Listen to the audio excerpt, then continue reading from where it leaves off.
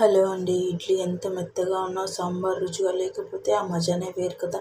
ఈరోజు హోటల్ స్టైల్లో ఉండే పర్ఫెక్ట్ ఇడ్లీ సాంబార్ ఇంట్లోనే ఎలా చేసుకోవాలో క్లియర్గా చూపిస్తాను. ముందుగా ఒక కుక్కర్ని తీసుకొని ఇందులోకి 2 గ్లాసులు కందిపప్పును వేసుకొని కొన్ని నీళ్లు పోసుకొని బాగా కడుక్కోండి. ఒక 2-3 సార్లు కడిగి ఒక 2 గ్లాసుల వాటర్ వేసుకొని 2 లేదా 3 గ్లాసుల వాటర్ వేసుకొని ఇందులోకి తగినంత పసుపు, కొంచెం నూనె వేసి ఒకసారి ఇలా కుక్కర్ని పెట్టుకొని అంతా ఒకసారి కలుపుకొని కుక్కర్కున్న మూతను పెట్టి 2 లేదా 3 విజిల్లు వచ్చేంత వరకు బాగా ఉడకనివ్వండి.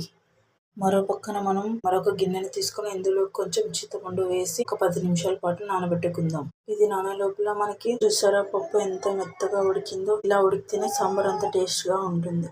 ఇలా ఉడికిన పప్పుని ఇలా పప్పు గుత్తి తీసుకొని ఇలా బాగా మెదుపుకోండి. ఇలా మెదుపుకున్న దాన్ని పక్కన పెట్టుకొని పక్కన స్టవ్ ఆన్ చేసుకొని ఒక గిన్నెను పెట్టుకొని ఇందులోకి తగినంత ఆయిల్ వేసుకొని జీలకర్ర, ఆవాలు వేసి కొంచెం ఇవి చిటపట అనగానే ఇందులోకి ఒక కట్ చేసిన సన్నసైజు ఉల్లిపాయని వేసుకొని బాగా కలుపు. ఉల్లిపాయలు అనేది ఒక 2 నిమిషాలు ఇలా ఫ్రై అయిన తర్వాత ఇందులోకి ఒక సన్న సైజు అంత 2 టమాటాలని కట్ చేసి ఇలా నిలువు కట్ చేసి వేసుకోండి. ఇవి కూడా బాగా ఫ్రై అయ్యేంత వరకు ఇలా కలుపుకుంటూ ఇందులోకి కొంచెం సాల్ట్ యాడ్ చేసుకోండి. ఈ టమాటాలను కూడా ఒకసారి బాగా కలుపుకొని ఒక 5 నిమిషాలు ఇలా వదిలేయండి. ఒకసారి కలుపుకొని ఇందులోకి మనం కట్ చేసి పెట్టుకున్న మునక్కాడలు కూడా వేసి ఇవంతా బాగా ఫ్రై అయ్యేంత వరకు బాగా కలుపుకోండి.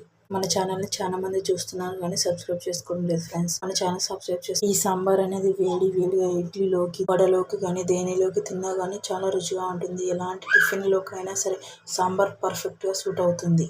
ఇందులోకి కొంచెం పసుపు, ఒక 2 టేబుల్ స్పూన్లు అంత కారం వేసి ఇక్కడ నేను 2 టేబుల్ స్పూన్ల దాకా కారం వేసాను. మీరు రుచికి తగినంత వేసుకోండి. మీరు ఒకవేళ ఇన్కేస్ ఎక్కువ తినే వాళ్ళైతే ఇంకొక హాఫ్ వేసుకోవచ్చు.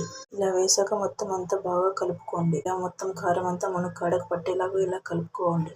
ఇలా కలుపుతూ ఒక 5 నిమిషాలు ఇలాగా మంటను మీడియం ఫ్లేమ్లో పెట్టి ఉడికించుకోండి. ఇందాక ఉడికించుకున్న పప్పుని ఇందులో వేసుకోండి. అలాగే చింతపండు నానబెట్టుకున్నాం కదా, దాన్ని రసం అంతా పిండుకొని ఇందులో యాడ్ చేసుకుందాం. కావాలంటే మీకు ఒక గ్లాస్ వాటర్ వేసుకోవచ్చు. నేనైతే వాటర్ వేసుకున్నా. మీకు వద్దనుకునే వాళ్ళు దానితోనే సరిపోతుంది. వాటర్ వేసుకున్నాక మూత పెట్టి ఒక 5 నిమిషాలు మరిగించుకోండి. చూసారా 5 నిమిషాల తర్వాత సాంబార్ అనేది ఎంత చక్కగా ఉడికిపోయిందో. ఇందులోకి కొద్దిగా సాంబార్ పొడిని వేసుకోండి.